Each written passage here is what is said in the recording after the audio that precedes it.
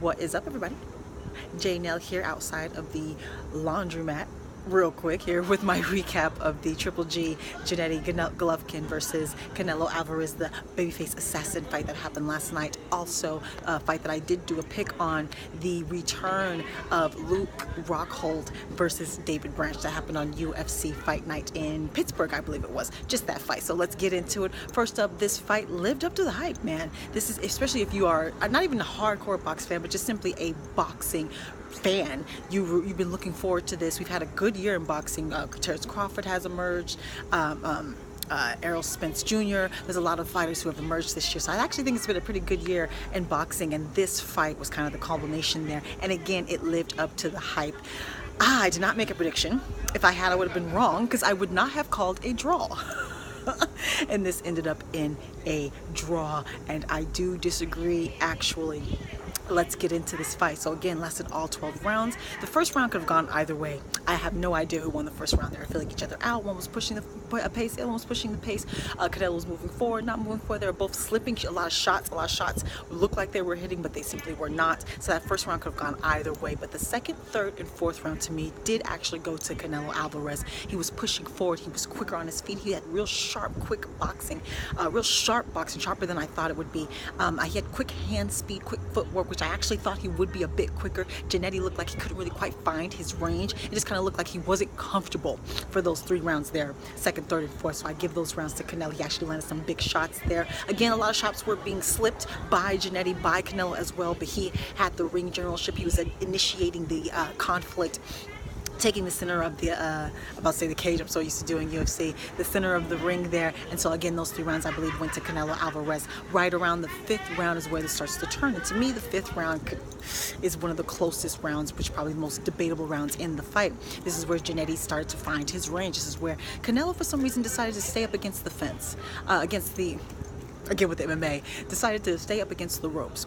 I don't know if he wanted to show Gennady that he could take his power, try to mess with his confidence a little bit. I kind of felt like throughout this entire fight that Canelo was playing too many mind games. I felt like he allowed Triple G to get comfortable by staying up there against the ropes, especially in this 5th round. He was slipping the shots. He wasn't getting hit, and it's not like Gennady was taking him apart up against the ropes there. But again, I believe allowed Triple G to get comfortable. By the end of that 5th round, he actually clocked Canelo with, I believe, one of his cleanest shots of the entire fight. So I think it was a mistake. I think he overplayed his hand in that 5th round, but it could have gone either way. He did land some shots. He did move forward in that round. But again, that's the round for me where it kind of started to turn. 6th round, Gennady. 6th, 7th, and 8th, all Triple G, actually.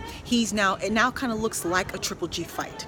Him moving forward, him pressing the pace, him starting to overwhelm his opponents with super sharp boxing. That jab just keeps coming out. He had longer combinations as the fight went on, which I kind of figured he would. Canelo kind of started with the pot shotting, with the 1-2, 1-2. I wanted longer combinations from Canelo throughout this, or especially at the latter half of this fight, which we did not see. Again, Triple G kind of found his rhythm in this round here. He kind of found his rhythm. He started to find his range. He started to find his shots and the things that worked. He kind of started to take over this fight. The ring generalship was there, especially like again in the 6th, 7th, and 8th round. The 9th round, it started to get a little bit closer. I think Canelo felt the urgency. His corner said that he needed to win these especially the championship rounds. So 10 closer, in my opinion, still goes to Gennady. He still kind of had control of that fight. Canelo began to start to show him his cardio started to wane. In that 6th round, again, his cardio started to wane. It went from him going up against the ropes on his own, trying to kind of play with Triple G, to him kind of resting up against those ropes and not popping back up off. So his energy started to wane a little bit in the 6th, and it continued to wane throughout this the latter half of this fight. He started to drop his hands more. Again, still slipping and sliding shots, but dropping his hands, getting caught more throughout the latter half of this fight. The 10th round is a closer round for me. Canelo felt some urgency, came out with some urgency, especially in the first minute of that round. He actually pushed forward, took the center, landed some nice shots, some nice combinations, some nice body shots. Triple G didn't work the body as much as I actually thought he would throughout this entire fight. I thought Triple G should have worked the body more. Canelo had some nice body work, but it wasn't consistent. I felt like if he would have been consistent with his body work throughout the whole fight, Triple G would have been just as tired as him when these last few rounds here. So the 10th round was really close. I think Canelo really won that first minute of it, but that Triple G probably took the rest. But again, I could see how that round could go either way. 11th round, close round again, but I think that Jannetty just simply edged it out. I believe, again, he was coming forward more, ring generalship, he started landing more. He outlanded him throughout the entire fight, although Canelo did outland him with the power shots. He had a higher percentage of accuracy there, but the body shots, he also had way more body shots than Triple G, because Triple G, again, he really didn't go to the body that much at all. I was surprised by that actually. I thought he should have went to the body a lot more. Maybe could have got the win. Again, this was a draw. So the 12th round, to me, was a closer round. I thought Canelo Alvarez came out again, pressing the pace, moving forward, taking the center, still had his hands down, still not as clean. He had slowed down a bit. It was noticeable. Jannetty still pushing forward, so it was a mesh of things in this 12th round. 12th round could have gone either way as well. In my opinion, those close rounds, the 10th, the 11th, and the 12th, well, the 12th, I'm willing to give either the 10th or the 12th to Canelo, one of them, but the other two, in my opinion, go to Jannetty. Again, you had that first round that could have gone either way, and the 5th round where the tide started to turn, and I give that round to Jannetty. So for me, Jannetty actually won about 1 or 2 more rounds than Canelo. Close fight either way. I'm not mad at the judge who had it as a draw. I'm not mad at that. One judge draw, one judge had it for Triple G. Of course, I agree with that one. The other judge, however, had it, I believe, 118, 110. Correct me if I'm wrong with that ridiculous score for Canelo Alvarez. And that's the type of score that upsets fans, even upsets his fans, because even if you think he won, you know he didn't win by nobody's 118 or 110 or whatever. So again, don't know where that came from. A little unnecessary. If you wanted to give it to Alvarez, you could have just made it more believable. The boxing judging has a bad reputation, so this didn't help that.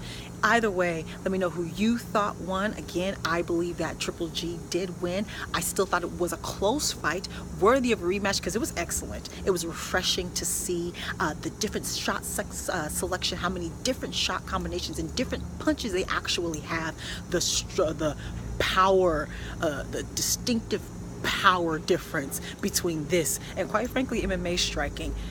Boxers hit harder. All right, this was Canelo's first outing at the middleweight, I believe, 160, I believe, correct me if I'm wrong. I think he should give this another shot. I think it was a good first showing against, of course, one of the best there. But again, I believe Triple G won. I'm all down for the rematch, totally down for the rematch. Let me know who you thought won and why, what they could have done differently, how you think about what the judges did there. Now, real quick to the UFC Fight Night in Pittsburgh, I chose Luke Rockhold to beat David Branch, and he did. This ended in the 2nd round. David Branch, although won the 1st round, came out swinging, pushed the pace, landed some nice shots, knocked Luke Rockhold back up against the cage and managed to take him down a bit there.